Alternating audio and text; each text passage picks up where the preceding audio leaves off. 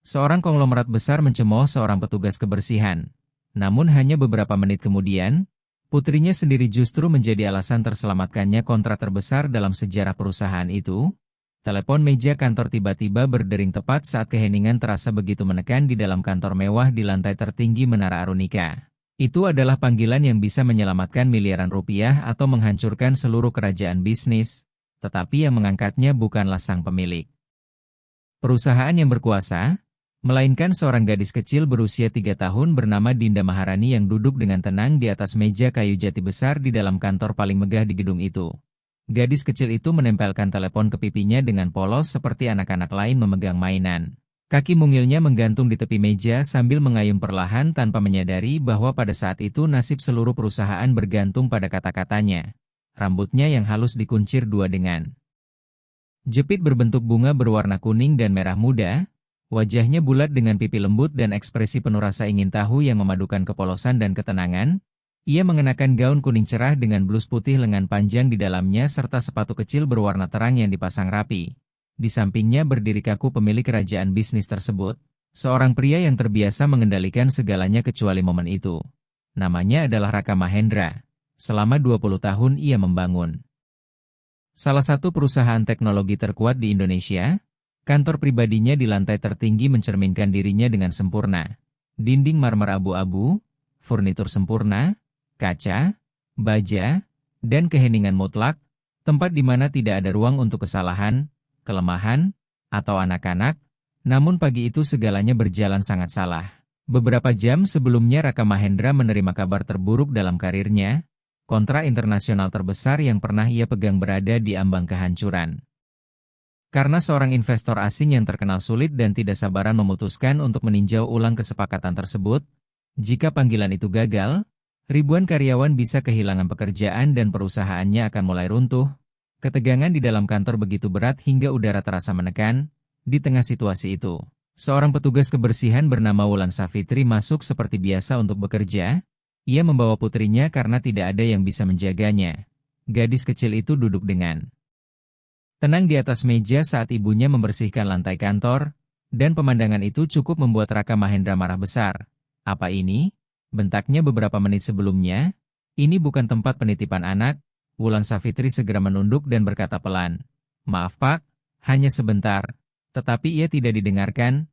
Kesabaran Raka Mahendra sudah habis. Tempat ini bernilai miliaran rupiah untuk dijaga. Katanya dengan nada penuh penghinaan, "Saya tidak butuh kalian menjadikannya taman bermain." Gadis kecil itu hanya menatapnya diam tanpa memahami sepenuhnya nada keras tersebut. Ia hanya mengamati dengan rasa ingin tahu yang tenang.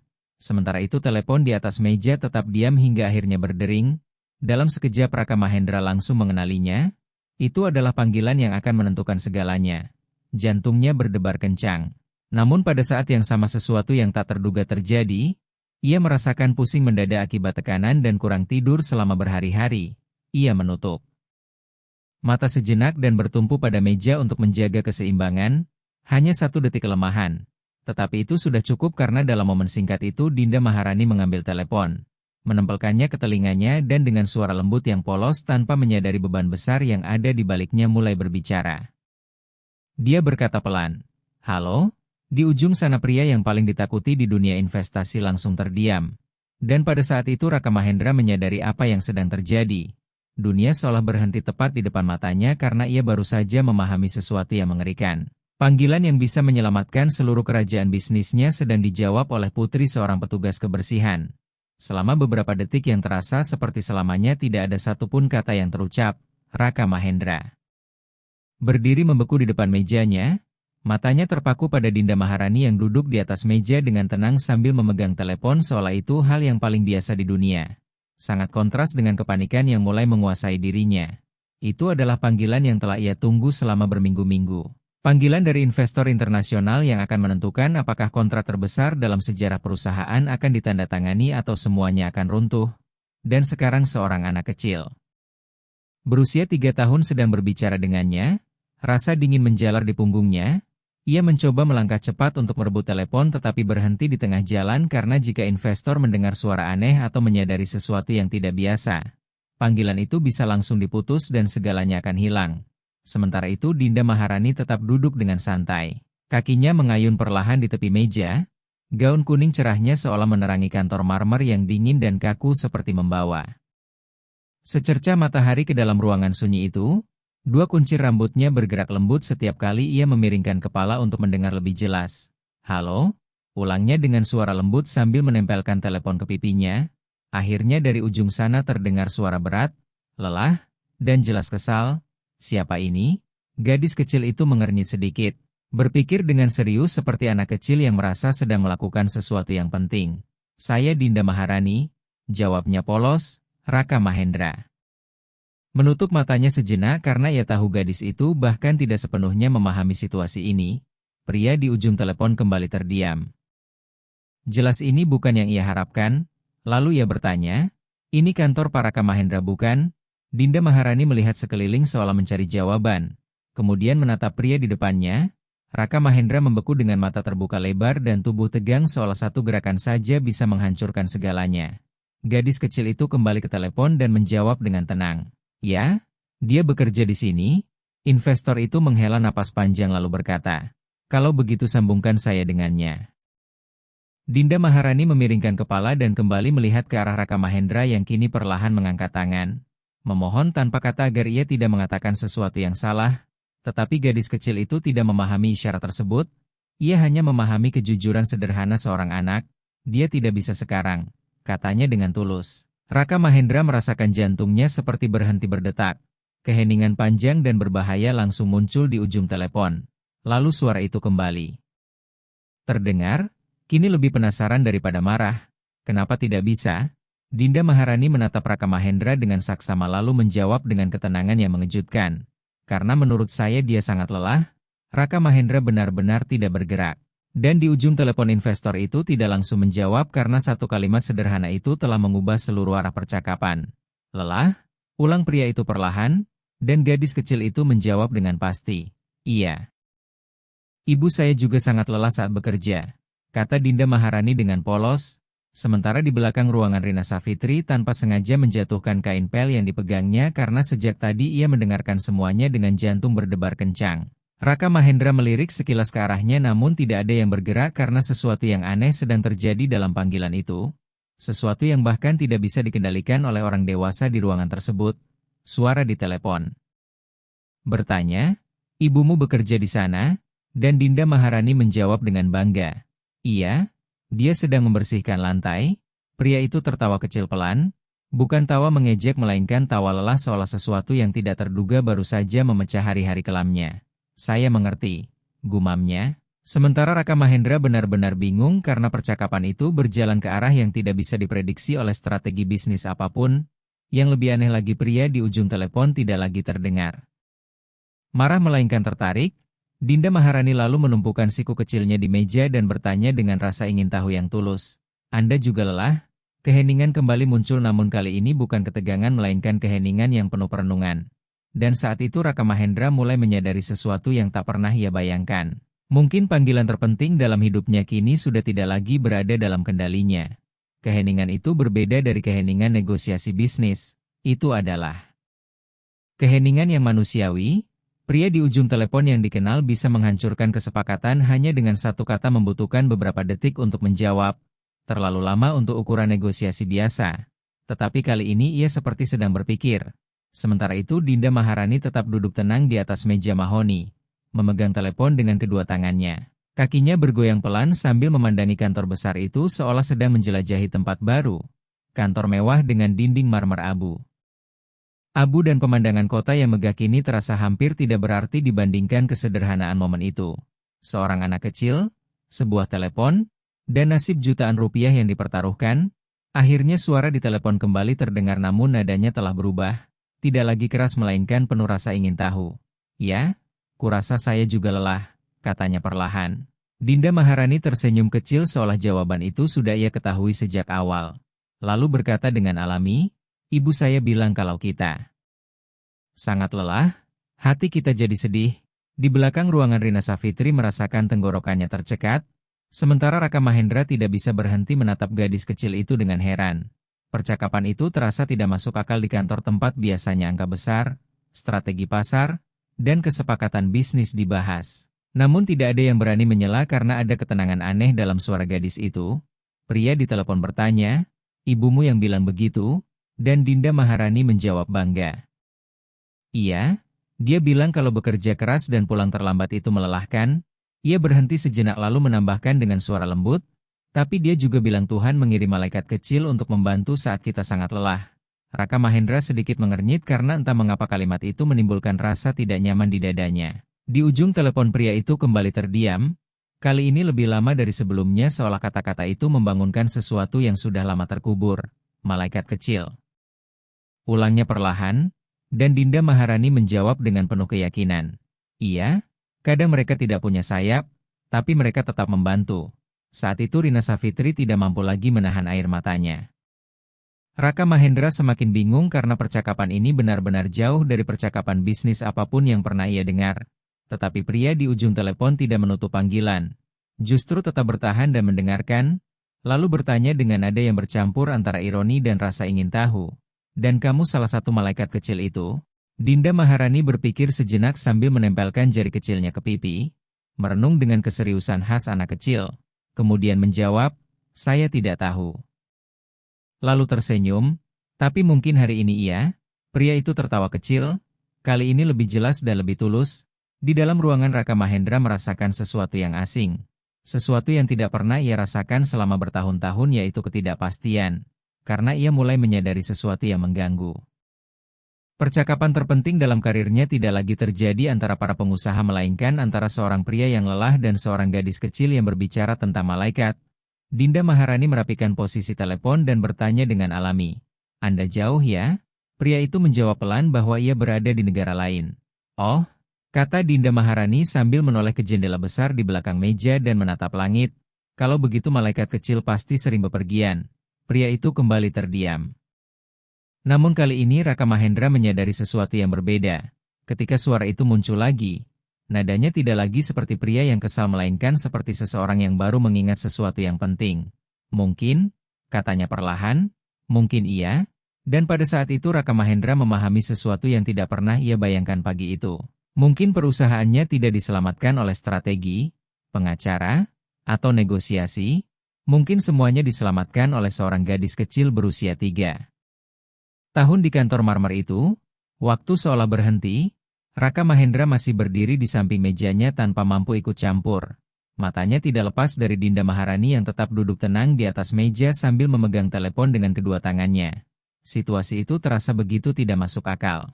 Selama 20 tahun ia telah terlibat dalam negosiasi bernilai miliaran rupiah dengan politisi, pengusaha internasional, dan eksekutif perusahaan besar dunia. Ia memenangkan kontrak dengan strategi tajam, tekanan psikologis, dan ketenangan yang sering dianggap kejam. Tetapi kini kontrak terpenting dalam hidupnya sedang dibicarakan oleh seorang anak kecil yang berbicara tentang malaikat. Dan yang paling mengejutkan adalah pria itu masih bertahan di telepon. Dinda Maharani kembali bertanya dengan polos, "Siapa nama Anda?" Raka Mahendra sedikit terkejut karena tidak ada yang pernah menanyakan hal itu kepada pria tersebut. Di dunia bisnis namanya dikenal dengan campuran rasa hormat dan ketakutan. Akhirnya pria itu menjawab, "Nama saya Budi Santoso." Raka Mahendra langsung mengenali bahwa itu memang orang yang sama. Investor keras yang beberapa jam sebelumnya mengancam membatalkan seluruh kesepakatan. Tetapi kini suaranya terdengar berbeda, lebih hangat dan lebih manusiawi. Dinda Maharani mengulang nama itu perlahan, "Budi Santoso."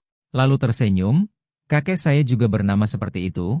Di ujung telepon terdengar tawa kecil. "Oh ya?" jawab pria itu. Dan Dinda Maharani melanjutkan dengan polos, "Iya, tapi kakek saya tinggal di surga."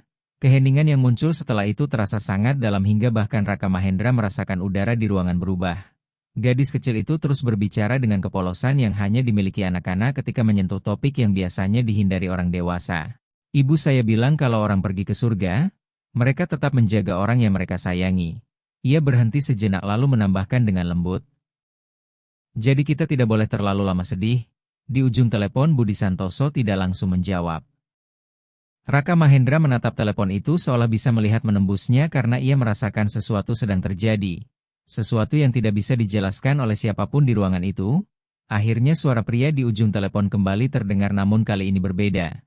Lebih lambat dan penuh makna, ibumu tampaknya wanita yang sangat bijaksana, katanya. Dinda Maharani langsung mengangguk dengan penuh semangat meskipun ia tidak bisa melihatnya. Iya, ibu saya tahu banyak hal, lalu ia menoleh ke arah belakang ruangan tempat Rina Safitri masih berdiri dengan gugup tidak tahu apakah harus mendekat atau pergi. Kemudian Dinda Maharani melanjutkan dengan polos, ibu saya juga bilang kalau seseorang marah itu karena hatinya sedang terluka. Kata-kata itu membuat Raka Mahendra merasakan sesuatu seperti benturan halus di dadanya seolah kalimat itu ditujukan langsung kepadanya atau mungkin kepada pria di telepon. Pria itu terdiam beberapa detik lalu bertanya dengan suara lembut, dan ibumu bilang bagaimana cara menyembuhkan hati yang terluka. Dinda Maharani berpikir dengan sangat serius seolah pertanyaan itu sangat penting. Lalu menjawab dengan sederhana. Dengan cinta, Raka Mahendra menundukkan kepalanya karena sesuatu di dalam dirinya terasa terguncang. Untuk pertama kalinya ia menyadari sesuatu yang mengganggu keyakinannya selama ini. Selama bertahun-tahun ia membangun kerajaannya dengan kepercayaan bahwa kekerasan dan tekanan adalah satu-satunya cara bertahan. Di dunia bisnis, tetapi gadis kecil itu menunjukkan sesuatu yang sama sekali berbeda. Di ujung telepon pria itu kembali terdiam namun kali ini bukan keheningan profesional melainkan sesuatu yang sangat pribadi. Setelah beberapa detik ia kembali berbicara dan ucapannya membuat semua orang terkejut. Dinda Maharani, panggilnya pelan. Gadis kecil itu tersenyum saat mendengar namanya. Iya, jawabnya. Pria itu menarik napas dalam-dalam lalu berkata, beberapa tahun yang lalu saya juga punya seorang putri. Seketika ruangan menjadi sangat sunyi, Rina Safitri menahan napas, Raka Mahendra perlahan mengangkat kepalanya, dan Dinda Maharani yang belum sepenuhnya memahami beratnya kata-kata itu bertanya dengan lembut, sekarang dia di mana? Suara pria itu di ujung telepon sedikit bergetar, dia juga di surga. Selama beberapa detik tidak ada yang berbicara. Di kantor mewah di lantai atas itu keheningan terasa begitu dalam hingga suara halus pendingin ruangan pun terdengar. Jelas, Raka Mahendra tetap berdiri di samping mejanya tanpa bergerak karena ia belum pernah menyaksikan percakapan seperti ini sepanjang hidupnya. Bukan di ruang rapat, bukan dalam negosiasi internasional, bahkan bukan dalam kehidupan pribadinya sendiri. Karena apa yang terjadi sekarang tidak ada hubungannya dengan bisnis melainkan sesuatu yang jauh lebih manusiawi. Sementara itu, Dinda Maharani masih memegang telepon dengan tangan kecilnya sambil duduk di atas meja seolah semuanya adalah hal yang paling biasa di dunia. Dua kunci rambutnya dengan jepitan bunga kecil bergerak pelan setiap kali ia memiringkan kepala untuk mendengar lebih jelas. Gaun kuningnya seolah menerangi ruangan marmer abu-abu yang dingin seperti secercah cahaya kecil di tengah kesunyian. Lalu ia bertanya dengan lembut, "Putri Anda juga pergi bersama malaikat kecil?" Pertanyaan itu terdengar polos tetapi terasa berat di hati semua orang dewasa di ruangan itu. Pria di ujung telepon membutuhkan beberapa detik untuk menjawab dan ketika akhirnya ia berbicara suaranya tidak lagi tegas seperti biasanya melainkan lelah. Sangat lelah. Iya, jawabnya perlahan. Sudah bertahun-tahun.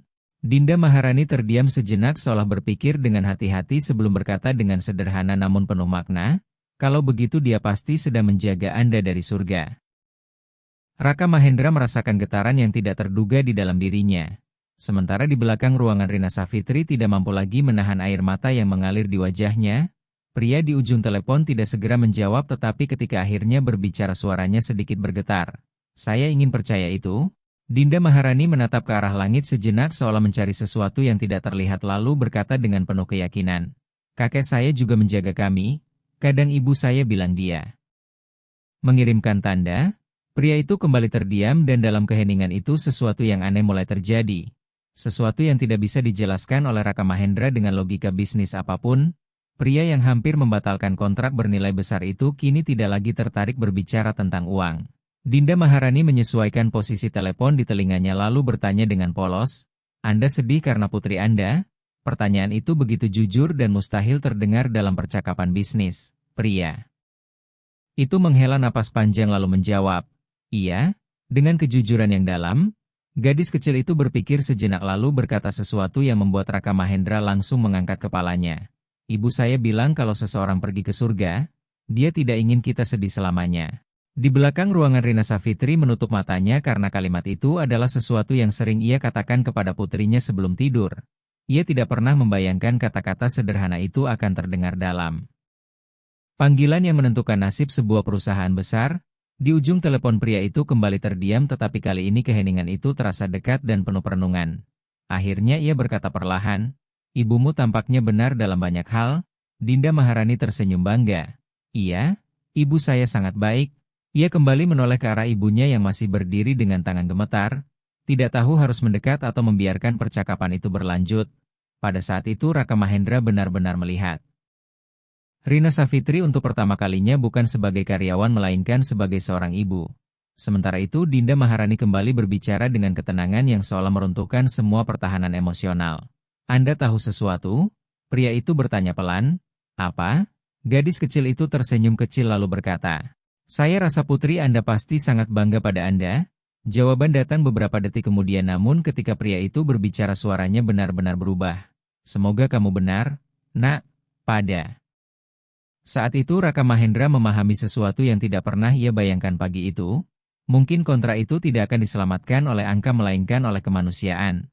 Keheningan setelah kata-kata itu bukanlah keheningan canggung melainkan penuh makna. Tidak ada seorang pun di ruangan itu yang bergerak. Rina Savitri masih berdiri di dekat pintu dengan tangan terlipat di dada seolah takut merusak momen yang rapuh itu. Sementara Raka Mahendra hanya bisa mengamati dengan rasa tidak percaya. Karena selama bertahun-tahun ia belajar membaca manusia dalam negosiasi namun apa yang terjadi sekarang berada di luar semua itu. Pria di ujung telepon yang sebelumnya marah kini berbicara dengan ketenangan yang tidak terduga. Dinda Maharani kembali menempelkan telepon ke telinganya dan bertanya dengan rasa ingin tahu. "Anda banyak bekerja." Pria itu tertawa kecil dengan lelah. "Terlalu banyak?" Gadis kecil itu mengangguk seolah sudah tahu jawabannya. "Ibu saya juga bekerja sangat keras." Ia melihat ke lantai yang baru saja dibersihkan lalu melanjutkan, "Dia bilang dia bekerja supaya saya punya masa depan yang indah." Kata-kata itu membuat Raka Mahendra merasakan sesuatu menembus pertahanannya. Sementara di ujung telepon pria itu kembali terdiam beberapa detik. Kemudian pria di ujung telepon itu berbicara dengan kejujuran yang mengejutkan semua orang. "Tahukah kamu sesuatu, Dinda Maharani?" Gadis kecil itu menjawab polos. "Apa?" Pria itu menarik napas dalam-dalam sebelum melanjutkan, "Hari ini saya menelepon kantor ini untuk membatalkan kesepakatan yang sangat besar." Seketika Raka Mahendra merasakan perutnya menegang karena itulah inti dari panggilan itu. Keputusan yang melibatkan miliaran rupiah, tetapi Dinda Maharani tidak sepenuhnya memahami beratnya kata-kata itu dan hanya bertanya dengan sederhana, "Membatalkan itu seperti menghapus gambar." Pertanyaan itu membuat pria itu tertawa singkat, "Kurang lebih seperti itu." Lalu gadis kecil itu bertanya lagi, "Lalu kenapa Anda ingin menghapusnya?" Kali ini keheningan berlangsung lebih lama. Raka Mahendra menatap telepon dengan tegang seolah setiap kata berikutnya bisa menentukan nasib perusahaannya. Akhirnya pria itu menjawab, "Karena saya merasa dunia bisnis sudah menjadi terlalu dingin." Kalimat itu jatuh berat di dalam ruangan, membuat Raka Mahendra merasakan sesuatu bergerak dalam dirinya. Pria itu melanjutkan, "Saya menghabiskan hidup saya untuk menghasilkan uang, menandatangani kontrak, membangun perusahaan." Ia berhenti sejenak lalu berkata, "Tapi sudah lama saya berhenti merasa bahwa semua itu benar-benar berarti." Dinda Maharani mendengarkan dengan penuh perhatian seolah memahami semuanya. Lalu pria itu menambahkan, "Putri saya dulu sering mengatakan hal yang mirip dengan yang baru saja kamu katakan." Raka Mahendra sedikit mengangkat kepalanya, dan pria itu melanjutkan, "Dia bilang uang berguna untuk banyak hal, tetapi tidak bisa memperbaiki hati yang sedih." Gadis kecil itu berpikir sejenak lalu menjawab dengan alami, "Dia benar." Di belakang ruangan Rina Savitri tertawa kecil sambil menangis. Sementara Raka Mahendra tetap diam tetapi sesuatu dalam dirinya mulai retak karena kata-kata itu seolah juga ditujukan kepadanya. Pria itu kembali menghela napas dan berkata, "Pagi ini saya berpikir membatalkan kontrak adalah keputusan terbaik." Ia berhenti lagi. Lalu Dinda Maharani memiringkan kepalanya dengan rasa ingin tahu dan bertanya, "Sekarang bagaimana?" Pria itu menjawab dengan suara yang jauh lebih tenang, "Sekarang saya mulai berpikir bahwa mungkin saya salah." Jantung Raka Mahendra berdetak semakin cepat, sementara Dinda Maharani tersenyum dan berkata, "Ibu saya bilang mengubah pikiran itu juga butuh keberanian." Pria itu tertawa pelan, "Ibumu seharusnya mengajar para pengusaha." Gadis kecil itu tidak sepenuhnya mengerti tetapi tetap tertawa. Pada saat itu suasana di dalam kantor berubah, ketegangan menghilang dan digantikan oleh sesuatu yang sudah lama tidak dirasakan oleh Raka Mahendra, yaitu harapan. Tetapi percakapan itu belum selesai karena pria itu masih harus membuat keputusan akhir dan Raka Mahendra kini menyadari sesuatu yang tidak pernah ia bayangkan. Nasib seluruh perusahaannya bergantung pada kata-kata seorang gadis kecil berusia 3 tahun di kantor marmer itu. Keheningan kembali muncul tetapi kali ini bukan ketegangan melainkan penantian. Setiap detik terasa seperti menit bagi Raka Mahendra yang masih berdiri dengan tangan bertumpu di meja sambil menatap Dinda Maharani yang memegang telepon dengan ketenangan polos seperti anak kecil memegang mainan. Sebuah pemandangan yang mustahil. Sebuah imperium bisnis bergantung pada suara seorang anak kecil. Sementara itu Dinda Maharani terus mengayunkan kaki kecilnya di tepi meja. Jepitan bunganya berkilau di bawah cahaya kantor dan gaun. Kuningnya kontras dengan dinginnya dinding marmer abu-abu. Di ujung telepon pria itu menarik napas dalam-dalam lalu berkata, "Dinda Maharani?" Gadis kecil itu menjawab manis, "Iya." Suaranya penuh rasa ingin tahu tanpa beban dunia orang dewasa. Pria itu terdiam beberapa detik sebelum akhirnya berkata, "Saya ingin bertanya sesuatu padamu." Gadis kecil itu memiringkan kepalanya dengan penuh minat. "Baiklah." Sementara Raka Mahendra merasakan jantungnya berdetak semakin cepat karena nada suara pria di ujung telepon menunjukkan bahwa pertanyaan berikutnya akan sangat penting. "Coba katakan padaku," lanjut pria itu, "kalau kamu adalah orang yang sangat kaya, apa yang akan kamu lakukan dengan semua uang itu?" Pertanyaan itu membuat seluruh ruangan terkejut. Bahkan Raka Mahendra sedikit mengernyit karena pertanyaan seperti itu.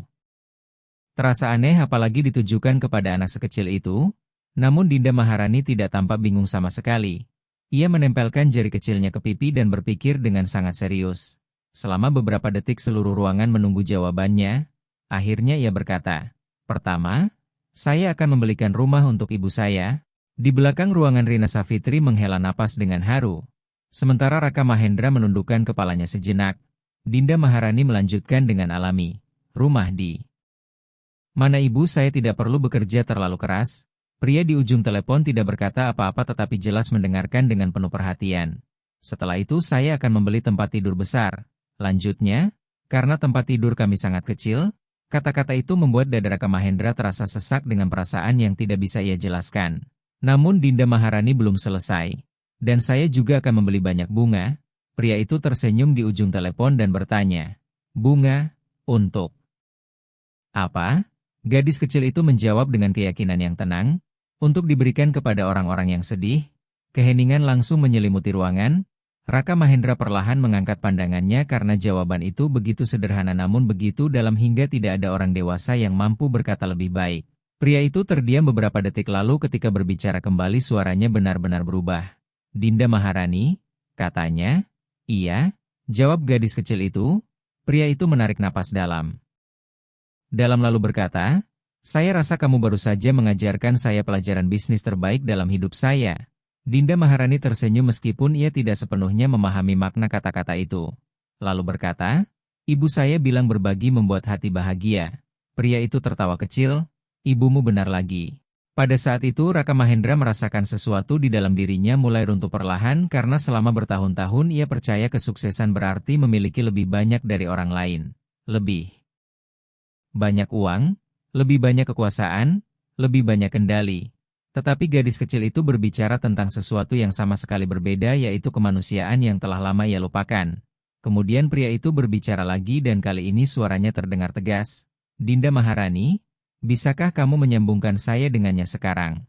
Seketika Raka Mahendra mengangkat kepalanya dan jantungnya berdetak kencang karena saat keputusan akhirnya telah tiba.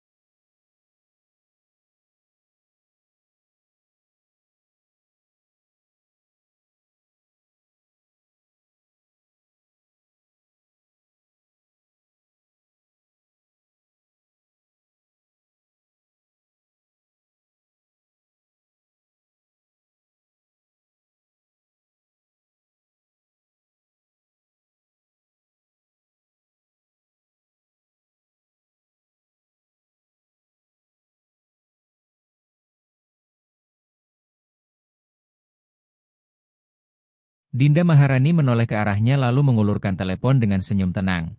Dia ingin berbicara dengan Anda.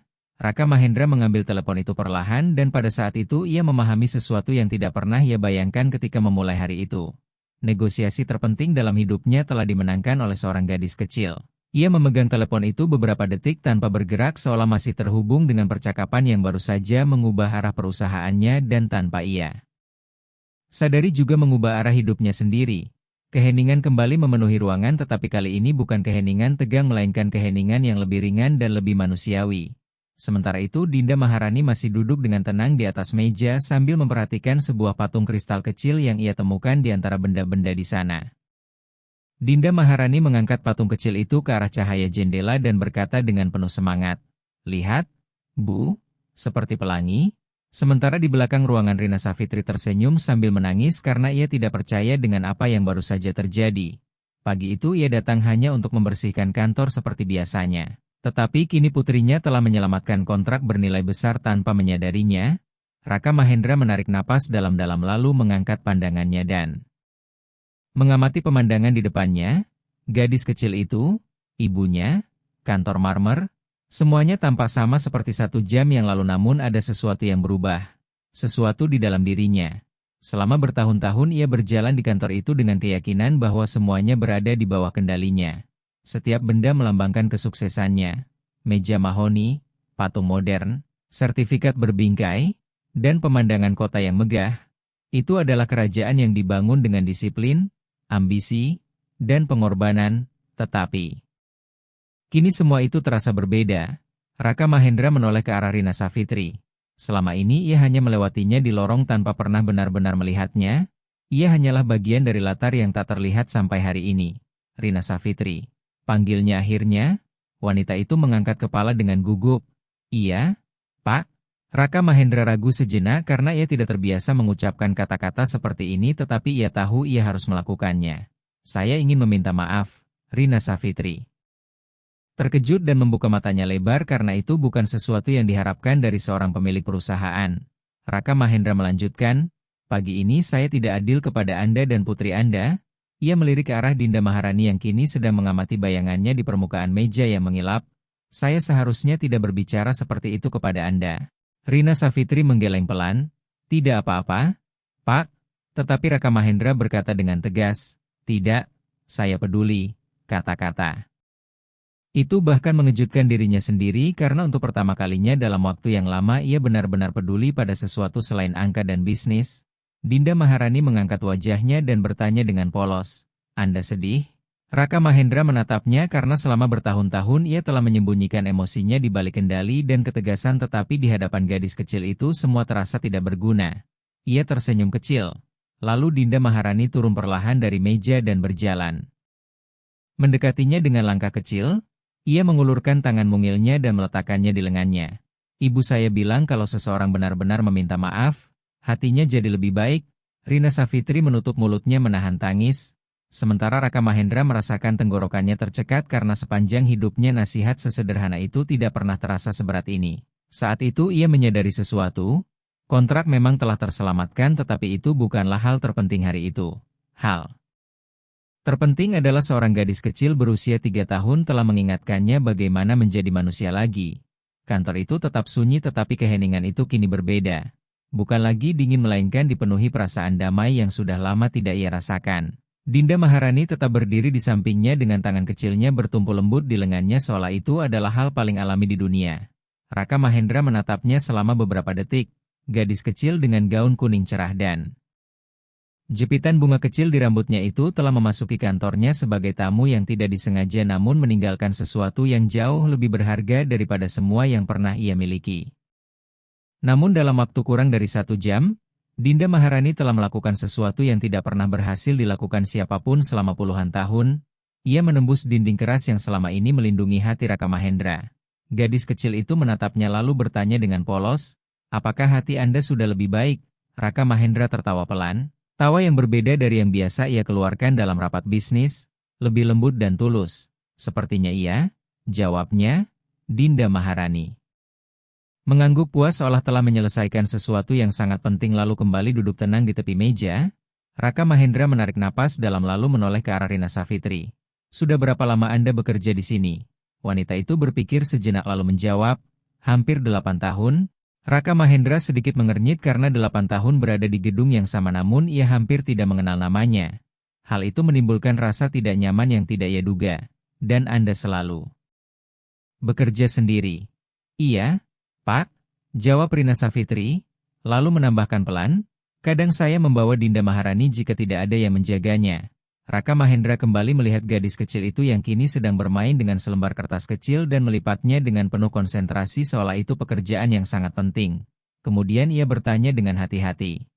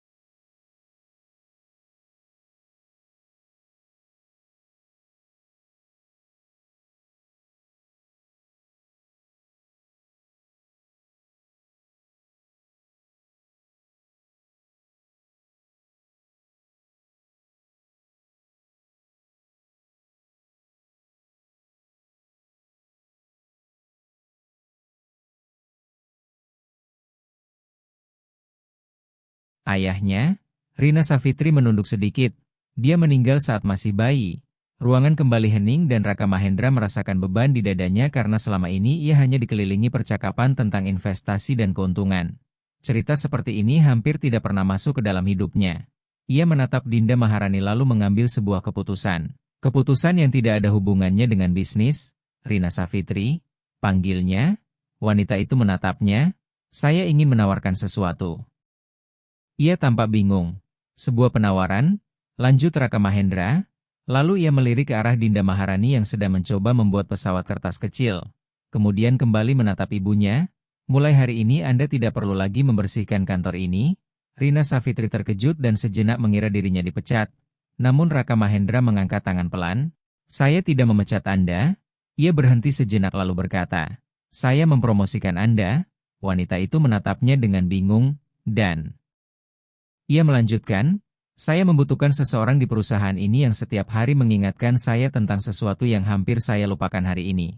Keheningan kembali memenuhi ruangan. Saya ingin Anda bekerja di bagian kesejahteraan karyawan. Rina Savitri masih tidak mampu berkata apa-apa.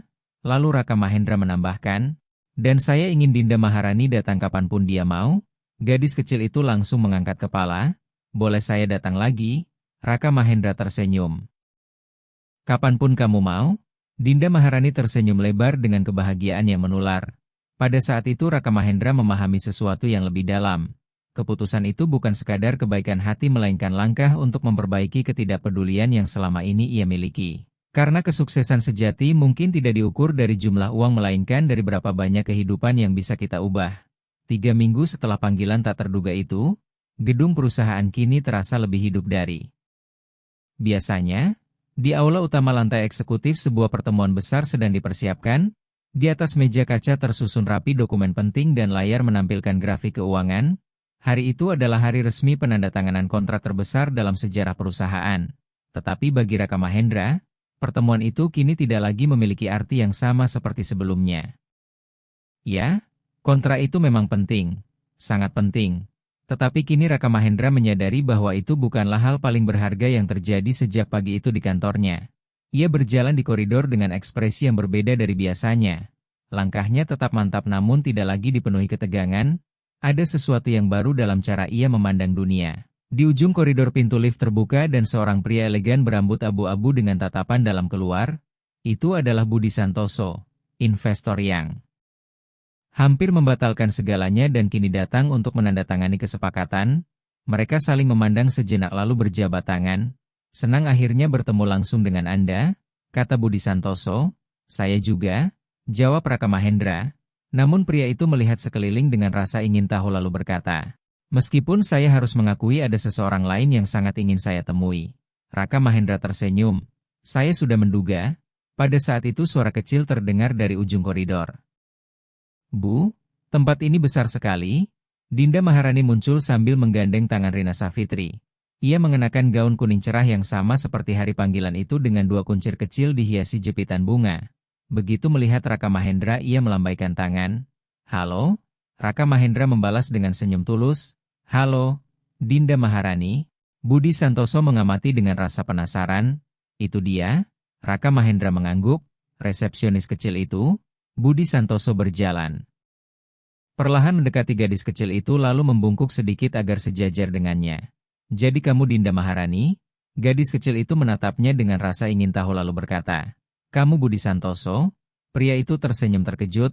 Iya, Dinda Maharani tampak puas, suaramu sama seperti di telepon. Budi Santoso tertawa kecil lalu mengeluarkan sesuatu dari saku jasnya. Sebuah bunga putih kecil yang disimpan rapi dalam kotak kecil. Ini untukmu, Dinda Maharani membuka matanya. Dengan kagum, bunga? Pria itu mengangguk. Aku ingat kamu bilang bunga bisa diberikan kepada orang yang sedih. Gadis kecil itu menerima bunga itu dengan hati-hati. Ini cantik sekali. Budi Santoso menatapnya dengan lembut lalu berkata, aku ingin kamu tahu sesuatu. Apa? Tanya Dinda Maharani. Pria itu menjawab dengan jujur. Suaramu hari itu mengubah sesuatu di dalam diriku. Raka Mahendra mengamati semua itu dalam diam dan untuk pertama kalinya dalam waktu yang lama ia merasakan sesuatu yang tidak pernah diberikan oleh kontrak bernilai besar kepadanya. Kebanggaan, tetapi bukan terhadap perusahaannya melainkan terhadap sesuatu yang jauh lebih sederhana. Karena telah membiarkan seorang gadis kecil masuk ke dalam hidupnya. Dinda Maharani mengangkat bunga itu sambil tersenyum. Berarti berhasil? Budi Santoso memiringkan kepala. Apa yang berhasil? Gadis kecil itu menjawab dengan alami. Malaikat kecil, keheningan sejenak memenuhi koridor lalu Budi Santoso tersenyum, mungkin kamu benar. Kemudian suasana beralih ke ruang rapat besar yang kini dipenuhi oleh para eksekutif, direktur, pengacara, dan penasihat keuangan. Semua duduk mengelilingi meja kaca besar tempat dalam beberapa menit kontrak terbesar dalam sejarah perusahaan akan ditandatangani. Layar menampilkan angka-angka besar dan grafik pertumbuhan yang mengesankan. Semuanya telah dipersiapkan dengan sempurna.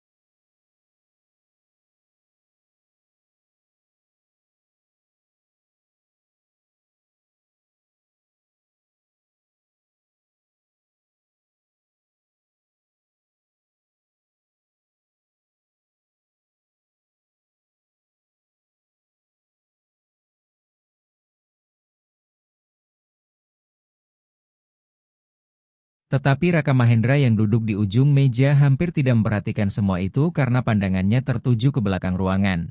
Tempat Dinda Maharani duduk bersama Rina Safitri di kursi kecil di dekat dinding. Dinda Maharani duduk dengan rasa ingin tahu mengamati jalannya rapat sambil mengayunkan kakinya perlahan dan memegang bunga putih yang diberikan oleh Budi Santoso. Sesekali ia menatap layar besar dengan grafik berwarna yang baginya tampak seperti permainan aneh orang dewasa. Tak lama kemudian Budi Santoso memasuki ruangan bersama dua penasihatnya dan suasana langsung hening.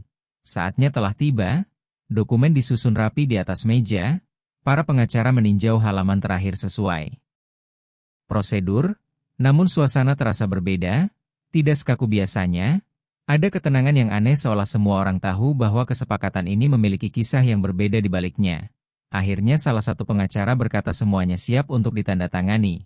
Map dibuka, pena diletakkan, Budi Santoso mengambil penanya dan Raka Mahendra melakukan hal yang sama. Tetapi sebelum menandatangani Budi Santoso mengangkat tangannya. Seluruh ruangan kembali hening, ia menoleh ke belakang ruangan dan berkata, "Saya rasa seseorang lagi seharusnya ada di sini." Raka Mahendra langsung mengerti. Semua mata tertuju pada Dinda Maharani yang terkejut. "Saya?" tanya gadis kecil itu. Budi Santoso tersenyum. "Iya, kamu?" Dinda Maharani menoleh ke ibunya dan Rina Safitri mengangguk pelan. Gadis kecil itu berjalan perlahan menuju meja dengan langkah kecil yang terdengar lembut di lantai mengilap. Ketika ia sampai di samping Raka Mahendra, ia menatapnya dan bertanya, "Ada apa?" Raka Mahendra tersenyum tulus, senyuman yang belum pernah dilihat siapapun sebelumnya. "Kami akan menandatangani kontrak yang sangat penting." Dinda Maharani memiringkan kepala. "Seperti saat kita berjanji sesuatu?" Budi Santoso menjawab sebelum Raka Mahendra, "Betul sekali." Gadis kecil itu menatap kertas lalu menatap kedua pria itu dan berkata dengan polos, "Kalau begitu kalian harus berjanji sesuatu yang baik." Ruangan kembali hening karena kalimat sederhana itu terasa lebih kuat daripada semua pidato para eksekutif. Budi Santoso mengambil pena dan berkata, "Saya berjanji bisnis ini akan membawa kebaikan bagi banyak orang." Lalu menandatangani dan tepuk tangan langsung memenuhi ruangan. Raka Mahendra juga mengambil penanya tetapi sebelum menandatangani ia menatap Dinda Maharani dan berkata, "Dan saya berjanji tidak akan pernah melupakan siapa yang menyelamatkan kontrak ini." Kemudian ia menandatangani dan tepuk tangan kembali bergema. Namun Dinda Maharani tampak bingung. "Sudah selesai?" Budi Santoso tersenyum. "Iya." Gadis kecil itu mengangkat bunga putihnya dan bertanya, "Kalau begitu kita boleh menaruh bunga ini di kantor?" Ruangan kembali tertawa. Tetapi pada saat itu Raka Mahendra memahami sesuatu yang penting. Kontrak ini tidak hanya ditandatangani dengan tinta tetapi dengan pelajaran yang tidak akan pernah dilupakan oleh siapapun yang hadir karena terkadang keputusan terpenting tidak dibuat dengan perhitungan melainkan dengan hati. Tepuk tangan perlahan mereda, para eksekutif mulai berbicara satu sama lain, para pengacara merapikan dokumen dan para asisten mulai mendiskusikan langkah berikutnya. Bagi mereka kontrak itu adalah kemenangan bisnis dan kesuksesan finansial. Tetapi bagi Raka Mahendra itu berarti sesuatu yang jauh lebih dalam. Ia berdiri perlahan dari kursinya dan suasana ruangan kembali hening karena semua orang terbiasa mendengarnya berbicara di momen penting. Namun kali ini ekspresinya berbeda, bukan lagi kepercayaan diri dingin seorang pengusaha melainkan sesuatu yang lebih manusiawi dan tulus. Raka Mahendra berjalan ke tengah ruangan lalu memandang semua orang yang hadir. Kemudian tatapannya beralih ke belakang tempat Rina Safitri duduk di dekat dinding dengan wajah penuh kebanggaan dan sedikit gugup.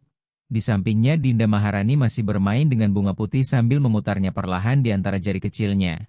Raka Mahendra menarik napas dalam sebelum berbicara. "Hari ini kita merayakan kontrak yang sangat penting bagi perusahaan ini." Beberapa eksekutif mengangguk. Bahkan ada yang mulai bertepuk tangan. Namun ia mengangkat tangannya pelan, tetapi kenyataannya kontrak ini tidak diselamatkan oleh strategi bisnis.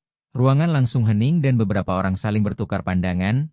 Ia melanjutkan, "Beberapa minggu yang lalu, Budi Santoso hampir membatalkan kesepakatan ini." Pria itu yang duduk di seberang meja hanya mengangguk dengan senyum tenang. "Panggilan yang menentukan nasib kontrak ini datang ke kantor saya. Dan saat itu saya tidak dalam kondisi untuk menjawab." Semua orang kini mulai mendengarkan dengan lebih serius, namun seseorang lain yang menjawab, ia menoleh ke arah Dinda Maharani. Seorang gadis kecil berusia 3 tahun, beberapa orang tersenyum mengira itu hanya cerita ringan. Tetapi Raka Mahendra melanjutkan dengan penuh keseriusan.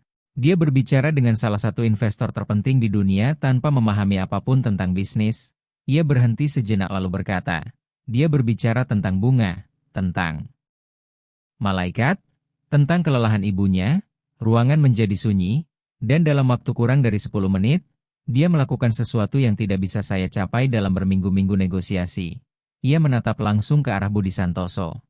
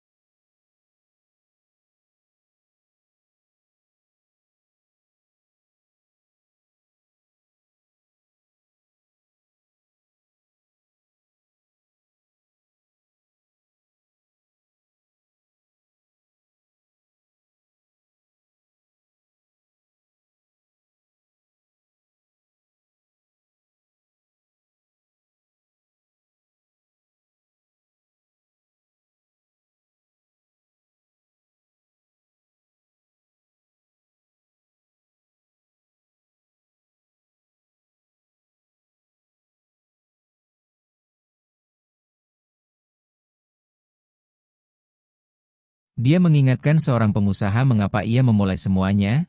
Budi Santoso sedikit menundukkan kepala. Lalu Raka Mahendra kembali melihat semua orang. Hari ini kita menandatangani kontrak ini, tetapi pelajaran sebenarnya tidak ada di kertas-kertas itu. Suaranya menjadi lebih lembut. Pelajaran sebenarnya adalah bahwa kita sering terlalu sibuk mengejar kesuksesan sampai lupa apa yang benar-benar penting. Para eksekutif mendengarkan dalam diam. Beberapa tampak berpikir, Raka Mahendra kembali melihat Dinda Maharani. Orang yang menyelamatkan kontrak ini tidak memiliki gelar, tidak memimpin perusahaan, bahkan tidak memahami arti uang dalam jumlah besar. Ia tersenyum tipis, tetapi dia memiliki sesuatu yang sering hilang dari orang dewasa. Ia berhenti sejenak, hati yang mampu melihat orang lain, keheningan yang muncul terasa dalam namun hangat. Lalu perlahan seseorang mulai bertepuk tangan diikuti yang lain hingga seluruh ruangan dipenuhi tepuk tangan. Sementara Dinda Maharani hanya menatap ibunya dengan bingung. Aku melakukan sesuatu yang baik. Rina Savitri tersenyum sambil menangis. Sangat baik, sayang. Raka Mahendra mengamati momen itu dan saat itu ia tahu dengan pasti bahwa hari itu ia bukan hanya menyelamatkan perusahaannya tetapi juga menemukan kembali bagian dari dirinya yang pernah hilang. Setelah semua orang meninggalkan ruang rapat dan dokumen disimpan, gedung perlahan kembali tenang, lampu-lampu kota mulai menyala. Di balik jendela besar, dan di kantornya Raka Mahendra berdiri di depan jendela menatap cakrawala dengan ketenangan yang sudah lama tidak ia rasakan. Selama bertahun-tahun Raka Mahendra telah memandangi pemandangan kota yang sama sambil memikirkan pertumbuhan, ekspansi, dan persaingan.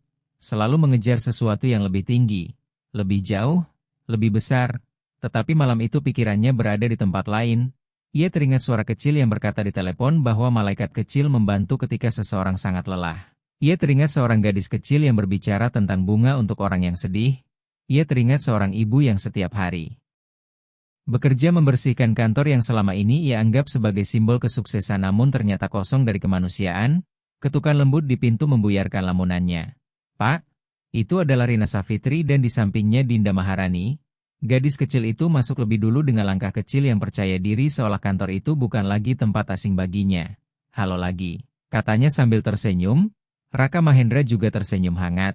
"Halo, Dinda Maharani." Gadis kecil itu melihat sekeliling lalu sedikit mengernyit. "Di mana bunganya?" Raka Mahendra tertawa pelan. "Kamu benar." Ia mengambil teleponnya lalu berkata, "Besok kita akan membawa banyak bunga." Dinda Maharani tanpa puas lalu mengangkat bunga putih yang ia pegang. "Ini yang pertama." Raka Mahendra menatap bunga kecil itu beberapa detik. Benda itu tampak sederhana dibandingkan semua kemewahan di ruangan itu namun justru menjadi yang paling berharga karena mengingatkannya pada sesuatu yang telah lama hilang, yaitu rasa syukur. Ia kemudian menoleh ke arah Rina Safitri. "Terima kasih karena telah membawanya hari itu." Wanita itu menggeleng pelan. "Seharusnya saya yang berterima kasih." Tetapi Raka Mahendra tahu itu tidak benar karena ia kini memahami sesuatu yang sangat sederhana. Seringkali kita percaya bahwa kesuksesan bergantung pada kecerdasan, kekuatan, atau disiplin, tetapi hidup memiliki cara sendiri untuk mengajarkan pelajaran, dan kadang pelajaran itu datang dari tempat yang tidak terduga, dari orang-orang yang kita anggap tidak terlihat, dari suara kecil yang belum tersentuh kerasnya dunia. Hari itu seorang pengusaha hampir kehilangan segalanya. Bukan hanya kontrak tetapi juga kemanusiaannya. Dan yang menyelamatkannya bukanlah orang berkuasa atau berjas rapi melainkan seorang anak kecil berusia 3 tahun dengan hati yang cukup murni untuk mengingatkan sesuatu yang sering dilupakan orang dewasa. Bahwa kesuksesan sejati bukan terletak pada apa yang kita kumpulkan, melainkan pada apa yang mampu kita berikan. Dinda Maharani berjalan ke arah jendela dan melihat lampu kota yang berkilauan lalu berkata, "Seperti langit penuh bintang." Raka Mahendra menatapnya dalam diam dan untuk pertama kalinya dalam bertahun-tahun kota itu tidak lagi terlihat seperti medan persaingan melainkan tempat penuh manusia dengan cerita, kelelahan, dan harapan. Orang-orang yang mungkin juga membutuhkan sedikit kebaikan. Dan mungkin itulah alasan sebenarnya ia membangun semua ini bukan untuk menjadi yang paling kuat tetapi untuk memiliki kesempatan melakukan sesuatu yang baik. Jika kisah ini menyentuh hati Anda, ingatlah bahwa pelajaran terbesar sering datang dari suara yang paling kecil. Dan setiap kebaikan sekecil apapun bisa menjadi awal dari perubahan besar.